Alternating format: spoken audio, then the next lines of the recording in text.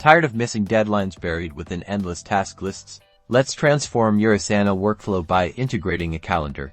Making deadlines visually clear. First, open Asana and navigate to My Tasks, which is located on the left sidebar. This is where we'll begin.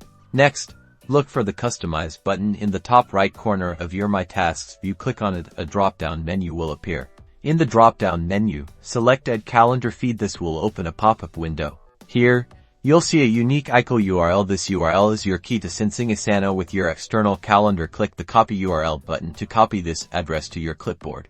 Now, open your preferred calendar application. I'm demonstrating with Google Calendar. Locate the option to add a calendar by URL in Google Calendar.